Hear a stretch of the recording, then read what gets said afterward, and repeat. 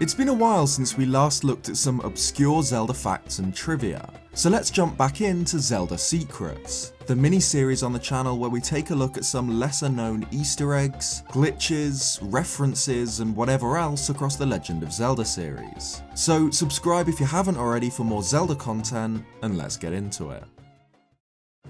Ocarina of Time's grand story wraps up in one of the most cinematic endings in the series, a final showdown against the newly formed Ganon, a towering monster born from a pure, maddening lust for power, fought under a lightning-etched sky amongst the ruins of the king's Dark Tower. After Link buries the Master Sword deep into the beast's skull, the sages activate. Roru calls the Seven to fulfill their ancient purpose and seal the demon in a nameless void, dragging him, screaming and cursing, into nothingness. With his quest completed, Link is sent back through time by Princess Zelda to live out the childhood he missed. We all know how that turned out. This leads, finally, to the end credits. Various shots of Hyrule paired with a beautifully melancholic ending song. This gives way into a celebration, the game's characters dancing and partying at Lon Lon Ranch. Rivals like Ingo and Talon celebrate together, the Windmill Hut Man is held upside down by a group of Kokiri, and Malon sings with the Carpenters. But after the main end credits, we're given a look into the birth of the child timeline. Link again meets Princess Zelda, spying through the courtyard window, ready to inform her of his journey and Ganondorf's plan. This scene freezes, the music fades into silence, with the words, "The End," displayed across the screen, which remains until the console is reset. But if you leave this screen alone for a minute, there's a little Easter egg. Some Ocarina notes will play.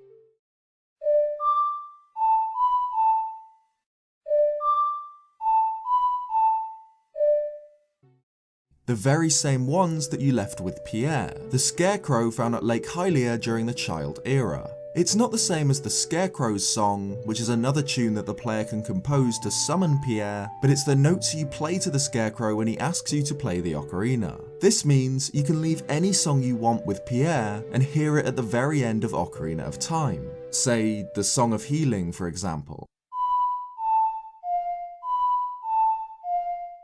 Your song doesn't just play once, either. It'll play every minute you leave the game on after the ending screen, played with different instruments. Interestingly, this Easter egg appears only in the original N64 version of this game. In the GameCube release on the Collector's Edition disc, the end credits are a pre-rendered video clip, so the notes can't appear, and on the 3DS version, this screen fades quickly to more end credits.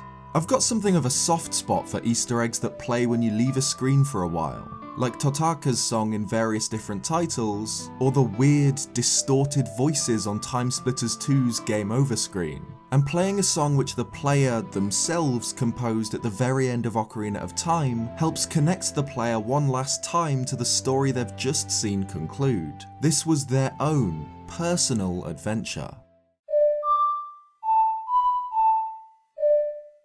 Tingle is a candidate for the strangest character in the Zelda series. He's a middle-aged man completely fixated on the idea of becoming a fairy, with a genuine talent, it seems, for drawing maps, a service he provides in most of his appearances in the games. In The Wind Waker, he's found on his own island, atop his own tower, a massive totem pole-like structure, complete with a gigantic, rotating bust of Tingle's head on top.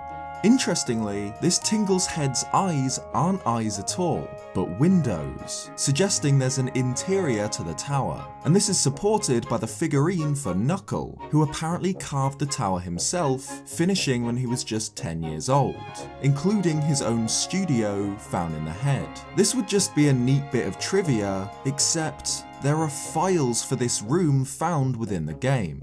Internally referred to as Tinkle, obviously referring to Tingle, there's a small room complete with 2 windows where the eyes on the tower would be, with a single wooden desk and a painting on an easel in the corner.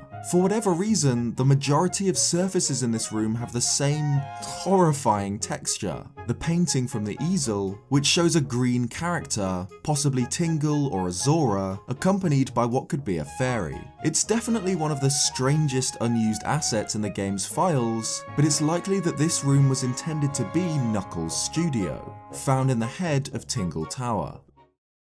Battle mode was a feature on both DS Zelda games, Phantom Hourglass and Spirit Tracks. Both are fun multiplayer challenges, with each player controlling their own Link to collect Force Gems, and both contain neat musical references to older Zelda titles. Phantom Hourglass's musical reference is pretty obvious. It's the main theme of Battle mode which plays throughout the games.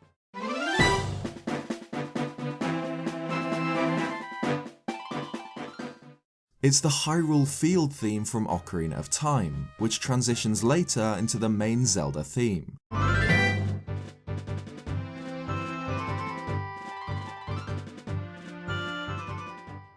However, Spirit Tracks' musical reference is far more obscure. It can only be heard when one of the Links has the invincibility power-up, allowing them to damage other players by running into them, while avoiding any damage themselves from phantoms. Exactly like a star in Mario games.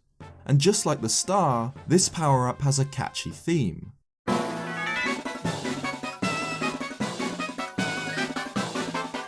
Which might sound familiar if you've played Twilight Princess. It's the tune which plays while a boss is vulnerable.